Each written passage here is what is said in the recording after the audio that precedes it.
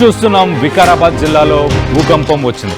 ఇటు పూడూరు మండలం రాకంచెర్లలో భూ ప్రకంపనలు అక్కడ తెలిసాయి. 2 సెకండ్ల పాటు కంపించింది భూమి. అక్కడ భయాందోళనకు గురయ్యారు గ్రామస్తులు. భూమి కంపించడంతో ఇళ్లలోంచి బయటకు పరుగులు తీశారు గ్రామస్తులు. 3 నెలల కిందట కూడా ఇటు వికారాబాద్లో భూకంపం సంభవించింది. వరుస భూకంపాలతో టెన్షన్ వాతావరణం నెలకొంది. హైదరాబాద్ ఎస్పెషల్లీ తెలంగాణకు సంబంధించిన భూభాగం డెక్కన్ ప్లాట్యూ, ఒక ప్లాట్యూ అని మనం చెప్పుకుంటాం. ప్రపంచంలో ఎక్కడ భూకంపాలు వచ్చినా తెలంగాణకు సంబంధించిన ఈ డెక్కన్ ప్లాట్యూలో భూకంపాలు వచ్చే అవకాశం అతి తక్కువ అని శాస్త్రవేత్తలు గతంలో కూడా చెప్పారు. మనకు అలాంటి దాఖలాలు ఇంతకుముందు ఎప్పుడు లేవు. కానీ ప్రస్తుతం ఇప్పుడు మాత్రం వికారాబాద్లో 3 నెలల కింద ఒకసారి భూకంపం వచ్చింది. మళ్ళీ ఇప్పుడు కూడా ఒక 2 సెకండ్లే భూమి కంపించింది. కానీ మొత్తం మీద ఇక్కడ రావడం అనేది అరుదు. కానీ ఇలాంటి సిచ్యువేషన్ ఇప్పుడు ప్రస్తుతానికి తెలంగాణలో ఎస్పెషల్లీ డెక్కన్ ప్లాట్యూలో ఇలాంటి సిచ్యువేషన్ ప్రస్తుతానికి అయితే నెలకొంది. దీనికి సంబంధించి మనం విజువల్స్లో చూడొచ్చు. ఒక్కసారి పరుగులు తీసి ఊరంతా ఇప్పుడు ఖాళీ అయిపోయింది. అక్కడి నుంచి పరుగులు తీసి బయటికి పరిగెట్టారు జనాలందరూ భయభ్రాంతులకు గురయ్యారు. దీనికి సంబంధించి మరిన్ని వివరాలు తెలుసుకునే ప్రయత్నం చేద్దాం. మా ప్రతినిధి పవన్ ఉన్నారు. మరి కాసేపట్లో పవన్తో మాట్లాడి తెలుసుకునే ప్రయత్నం చేద్దాం. సో డెక్కన్ ప్లాట్యూ గురించి మనం ఒక్కసారి మాట్లాడుకుంటే కనుక ఇండియన్ సబ్ కాంటినెంట్లో Deccan plateau one of the oldest plateaus అని చెప్పుకోవచ్చు. ప్లాట్యూ అంటే ఇక్కడ ఉన్న రాళ్ళు కానీ మనం ఒక పల్లమైన ఒక ప్లాట్యూ మీద ఉంటున్నాం. కాబట్టి ఇక్కడ మన తెలంగాణలో ఎస్పెషల్లీ ఇప్పుడు మన హైదరాబాద్ పరిసర ప్రాంతాల్లో ఎటు వెళ్ళినా హిల్స్ బౌల్డర్స్ కనిపిస్తుంటాయి. ఆ బౌల్డర్స్లో ఏవైతే రాళ్ళు ఉన్నాయో ఆ రాళ్ళని కూడా మనం టెస్ట్ చేసిన వాటి రిజిడిటీ కానీ వాటి క్వాలిటీ కానీ డిఫరెంట్గా ఉంటుంది మిగతా ప్లేసెస్తో కంపేర్ చేస్తే. మొత్తం మీద చాలా స్ట్రాంగ్గా ఉంటుందని చెప్పొచ్చు. ఇక్కడ భూమి కూడా అంతే స్ట్రాంగ్గా ఉంటుంది. కాబట్టి ఇక్కడ వచ్చే అవకాశాలు చాలా తక్కువ. కానీ వికారాబాద్లో ఎందుకు వస్తున్నాయి, గతంలో ఏం జరిగింది అనేది ఒకసారి మా ప్రతినిధి పవన్ ఉన్నారు. ప్రస్తుతానికి పవన్తో మాట్లాడి తెలుసుకునే ప్రయత్నం చేద్దాం. పవన్, చెప్పండి, అసలు ఏ సమయంలో జరిగింది, ఏ సమయంలో భూమి ప్రకంపనలు వచ్చాయి? ఎస్ కళ్యాణ్, వరుస భూకంపాలు వికారాబాద్ జిల్లాని అయితే వాసుల్ని ప్రతి ఒక్కరిని కూడా భయపెడతా ఉంది. వికారాబాద్ జిల్లాలో భూకంపం సంభవించింది. పూడూరు మండలం కంచెర్ల గ్రామంలో స్వల్పంగా భూమి అయితే కంపించడం జరిగింది. గురువారం మధ్యాహ్నం సెకండ్ నుంచి సుమారుగా 2 సెకండ్ల పాటు భూమి అయితే కంపించడం జరిగింది. దీంతో స్థానికులు ఒక్కసారిగా భయాందోళనకు గురై ఇళ్లలోంచి అందరూ కూడా బయటికి పరుగులు తీయడం జరిగింది. కాకపోతే ఎలాంటి నష్టం జరగకపోవడంతో అందరూ కూడా ఒక్కసారిగా ఊపిరి పీల్చుకోవడం జరిగింది. ఇటీవల కరీంనగర్ జిల్లాలో కూడా పలు గ్రామాల్లో కొన్ని సెకండ్ల పాటు భూమి అయితే కంపించే సంగతి తెలిసిందే. కానీ అది మరొక ముందుకే వికారాబాద్ జిల్లాలో మళ్ళీ కూడా ఈ ఎర్త్క్వేక్ రావడం, ఈ భూ ప్రకంపన రావడం ప్రతి ఒక్కరిని కూడా భయాందోళనకు గురి చేస్తా ఉంది. వికారాబాద్ అంటేనే దట్టమైన ఫారెస్ట్ అండ్ సెలయేర్లు కోనలతో చాలా పచ్చదనంతో ఉంటుంది. హైదరాబాద్ నుంచి ప్రతి ఒక్కరు కూడా టూరిజం స్పాట్ గా అక్కడికి వెళ్ళి అనంతగిరి హిల్స్ లో వెళ్ళి చూడడం, ఆ పర్యాటకులకు చాలా ఆహ్లాదకరంగా ఉండే వాతావరణం అదంతా కూడా. ఇప్పుడు వరుసగా అక్కడ వచ్చిన భూ ప్రకంపనలతో వెళ్లే టూరిస్టులు కానీ అక్కడ ఉండే నివాసులు కూడా ప్రతి ఒక్కరు కూడా భయపడతా ఉన్నారు. చాలా మంది కూడా కొండ చర్యల కింద ఉంటారు. కొండల నుంచి ఆనుకొని రిసార్ట్స్ కట్టడం కానీ అక్కడ స్థానికంగా చిన్న ఇల్లు గూడాలు ఏర్పాటు చేసుకొని చాలా మంది కూడా ఉంటూ ఉంటారు. సో ఈ ఒక్కసారిగా వచ్చే భూ ప్రకంపన వల్ల కొండ చర్యలపై ఉన్న రాళ్ళు అయితే ఒకసారి కదులుతూ కిందకి డొల్లి పడతా ఉన్నాయి. కానీ ఈ రోజు వచ్చిన ఈ భూ ప్రకంపన వల్ల ఎలాంటి ప్రాణనష్టం, ఆస్తి నష్టం జరగలేదు. కానీ ఒక్కసారిగా అందరినీ కూడా భయాందోళనకు గురి చేసింది. ఇది కనుక తీవ్రత కొంచెం కనుక పెరిగి ఉంటే ప్రతి ఒక్కరికి కూడా ఈ ఇంపాక్ట్ చూపించేది. ఎందుకంటే దాని చుట్టుపక్కల చాలా వరకు కూడా చెక్ డ్యామ్స్ ఉంటాయి. వాటర్ అయితే స్టోర్ చేయడానికి చాలా చెక్ డ్యామ్స్ అండ్ చెరువులకి ఆనకట్టలు చాలా వరకు కూడా చెక్ డ్యామ్స్ పెట్టడం జరిగింది.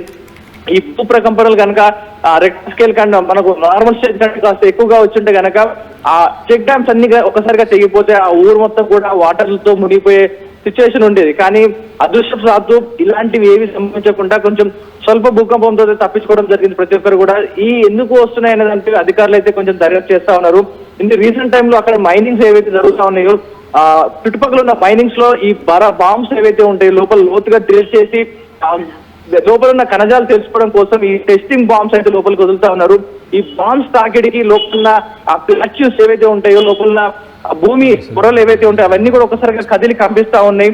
సో ఈ స్వల్ప భూకంపనాలు గల కారణాలు ఈ మైనింగ్ల వల్లే జరుగుతాయంటూ కూడా స్థానికులు పెద్ద ఎత్తున ఆగ్రహం వ్యక్తం చేస్తా ఉన్నారు. ఎందుకంటే చుట్టుపక్కల హైదరాబాద్ ఆనుకొని ఉంటుంది వికారాబాద్ జిల్లా ఇదంతా కూడా. కానీ ఈ చుట్టుపక్కల హైదరాబాద్ ఎక్కడ రాసి అక్కడ ఉన్న చర్యలోనే వస్తుంది. అంటే చుట్టుపక్కల జరుగుతున్న అక్కడ మైనింగ్ ఏదైనా సీక్రెట్ గా మైనింగ్ జరుగుతుంది, అనే దానిపై పెద్ద ఎత్తున దుమారం వేస్తా ఉంది. అండ్ సాయిల్ టెస్ట్ కోసం, అందులో ఉన్న ఖనిజాల టెస్ట్ కోసం పదే పోస్ట్ వేసి అందులో బాంబ్స్ వేసి మరి లాస్ట్ చేసి అందులో ఖనిజాలు బయట తీయడానికి చూస్తా ఉన్నారు చాలా మంది ప్రైవేట్ దారులు. సో దీనివల్ల భూమి కంపిస్తా ఉందంటూ కూడా అక్కడ పెద్ద ఎత్తున ఆందోళన చేస్తా ఉన్నారు Kalyan. Right Pavan, thanks for the latest update. మొత్తం మీద ఇటు ఒక్కసారి మనం తెలంగాణకు సంబంధించిన ఎర్త్క్వేక్స్ ఎప్పుడెప్పుడు జరిగాయి అనేది మీకు చెప్పే ప్రయత్నం చేస్తాను. నవంబర్ 19న ఒక మైనర్ ఎర్త్క్వేక్ మ్యాగ్నిట్యూడ్ 2.9 ఎక్కడ జరిగింది అంటే హైదరాబాద్ నుంచి మహబూబ్ నగర్కి వెళ్ళే ప్రాంతంలో, పరిసర ప్రాంతంలో ఉప్పల్ కలాన్ దగ్గర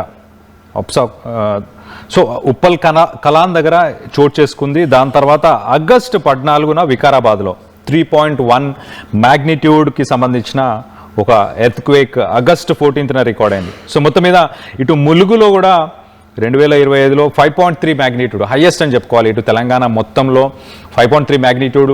గడిచిన 50 సంవత్సరాలలో మన దగ్గర ఒక 5 మ్యాగ్నిట్యూడ్కి సంబంధించిన ఎర్త్క్వేక్ అనేది ఎప్పుడు రికార్డ్ అవ్వలేదు. కానీ ఈ మధ్యకాలంలో 2, అలాగే 2.1 కానీ 2.2 కానీ లేకపోతే 2 మ్యాగ్నిట్యూడ్ 2 మ్యాగ్నిట్యూడ్ 3 ఆ లెవెల్లో ప్రస్తుతానికైతే ఇటు ఎర్త్క్వేక్స్ వికారాబాద్, మహబూబ్ నగర్ ఇలాంటి ప్రాంతాల్లో జరుగుతున్నట్టు తెలుస్తుంది. సో మొత్తం మీద దీనికి సంబంధించి మీరెవరైనా వికారాబాద్ నుంచి ఉంటే కనుక ఈ కింద స్క్రాల్ అవుతున్న నంబర్స్కి కాల్ చేయండి. 04069316611.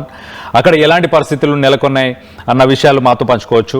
సో ఇటు వికారాబాద్ ఒక మా ప్రతినిధి పవన్ చెప్పినట్టు ఒక టూరిస్ట్ స్పాట్. ఈ మధ్యకాలంలో ఎక్కువ శాతం హైదరాబాద్ నుంచి వీకెండ్ గేట్వేలాగా ఇటు వికారాబాద్, అనంతగిరి హిల్స్కి రిసార్ట్స్కి వెళ్ళడం, అక్కడ ట్రెక్కింగ్ వెళ్ళడం ఇలాంటి పనులు చాలామంది చేస్తున్నారు. సో వాళ్ళందరూ కూడా కొన్ని జాగ్రత్తలు పాటిస్తే బాగుంటుంది.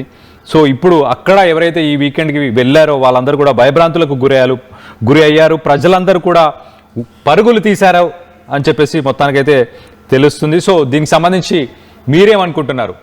తెలంగాణ లాంటి ఒక ప్లాట్యూ ఏరియాలో ఇలాంటి సెసిమిక్ యాక్టివిటీ, ఇలాంటి ఎర్త్క్వేక్స్ రావడానికి గల కారణాలు ఏమై ఉంటాయని మీరు అనుకుంటున్నారు? కింద కామెంట్ రూపంలో తెలియపరచండి. అసలు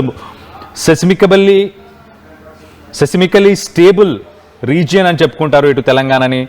50 ఇయర్స్లో మన దగ్గర మ్యాగ్నిట్యూడ్ 5కి సంబంధించిన ఎర్త్క్వేక్స్ ఇప్పటిదాకా రాలేదంటే ఆలోచించవచ్చు. సో దీనికి సంబంధించి మీరేమనుకుంటున్నారు? ఇటు experts, national geophysical research institute వాళ్ళు ఏం చెప్తున్నారంటే డిసెంబర్ 2024లో ఏదైతే ఎర్త్క్వేక్ వచ్చిందో అది deep seated fault in this rift zone due to the Indian tectonic plates continuous northward movement. So మొత్తానికైతే Indian subcontinent seismology report మనం ఒకసారి చూడొచ్చు. ఇవాళ వచ్చిన 19th నవంబర్న వచ్చిన ఎర్త్క్వేక్కి సంబంధించి అప్పటి సెస్మాలజీ రిపోర్ట్ 2.9 మ్యాగ్నిట్యూడ్. అది లొకేషన్ గ్రీన్ కలర్ డాట్లో కనిపించేది, అది లొకేషన్ కనిపిస్తుంది. సో డెప్త్ వచ్చేసి మ్యాగ్నిట్యూడ్ ఏమో 2.9, డెప్త్ వచ్చేసి 10 కిలోమీటర్స్.